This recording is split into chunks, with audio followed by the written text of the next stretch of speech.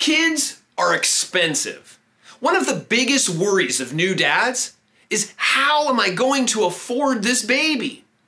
And the worry is justified. Some estimates say that a child will cost you about $250,000 through the age of 17.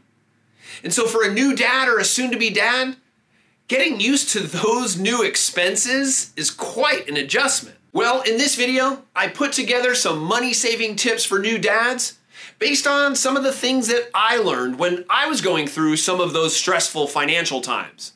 Here we go.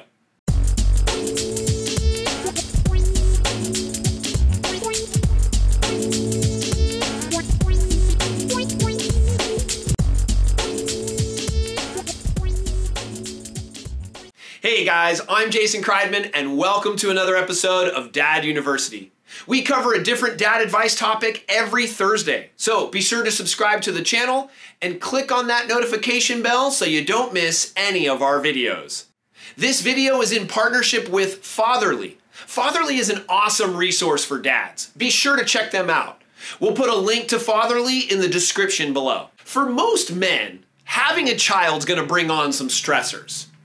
You worry about the baby's health. You worry about their safety.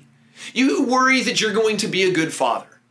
But the number one worry that seems to be on the minds of dads, especially younger fathers, is, how am I going to afford this baby? Now, I am not licensed to give you financial advice, but it's pretty easy to break down.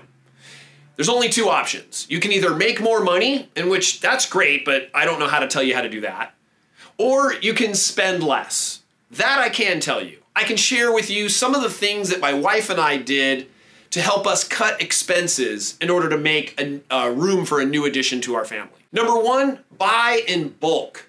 So unless there is an emergency, you should never be buying a small quantity of diapers, baby food, formula, or anything else that a baby uses regularly. The average baby uses 2,500 diapers in its first year. Let's do the math. That's 6.849315 diapers per day. I know, math's my strong suit, so I actually memorized it. Anyways, that's a lot of diapers. So just buy in bulk, save a lot of money. Number two, eat at home. If you really want to save some money, consider these. Make your own lunch and bring that to work. Cook your own dinners at home. You know, you're already buying in bulk for your kid, might as well do it for yourself or your spouse as well. And then finally, make your own coffee. If you're someone who stops in the morning and gets a cup somewhere and pays those high prices, you might want to consider making your own coffee. Listen, it's not forever, and I know these things can sometimes be little treats for yourself. But you've got this baby on the way, or you just had a baby. You're going to have to choose some different ways to save some money. And while bringing your lunch or making dinner at home does take a little bit more time, you have the added bonus that you're probably going to end up eating healthier as well. And then that brings us to number three, make your own baby food.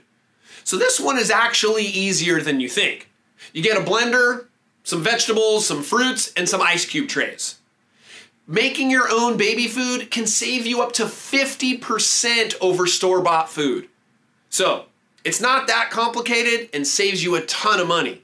You also get to know exactly what's going into your baby's body. Number four, get comfortable with used items. So before we had our first child, I'll be honest, I didn't even think about having used stuff. I just figured we'd buy the clothes and we'd buy the toys, or we'd get them as gifts or whatever. But I'll tell you what, used is the way to go. You let family members, friends, and neighbors know that if they have anything or they know anybody who's got stuff that they want to get rid of, bring it on over. Your child will go through clothes like you couldn't believe. Whether it's the size, the spit up, the whatever it is. They're going to go through those clothes like you can't even imagine.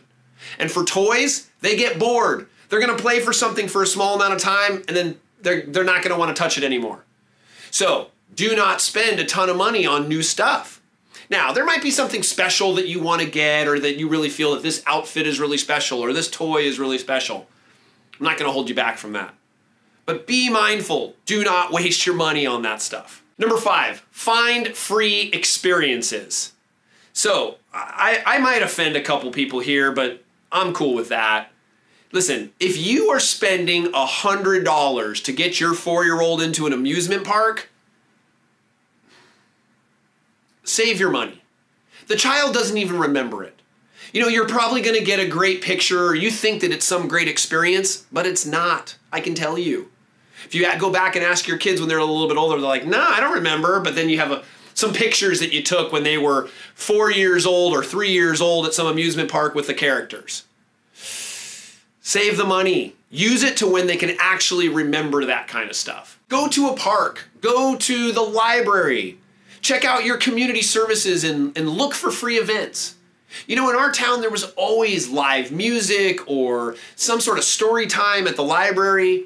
There's a lot of different things you can do. There's websites that are dedicated to that. You do not have to spend a lot of money in order for your children to have a good time and for you to have fun as well. Along those same lines, I've got a bonus tip for you that I got to give to you. Do not have a birthday party until the child is 5 or 6 years old. Well, let me clarify that. You can have family over, do something small, whatever. But if you're having pony rides or you're having a barbecue for 200 people, cut it. Don't do it. Don't waste your money. First of all, the child doesn't know what's going on, and really the party is for you. So if you want the child to remember, wait until they're a little bit older and save your money. I'm going to take this even further since now that we're on a roll. Let's apply this to the holidays as well. Your 0 to 5-year-old doesn't need anything. They don't. So if you think that you're going to spend a bunch of money to make your 2-year-old's holiday really special, you might want to take a step back.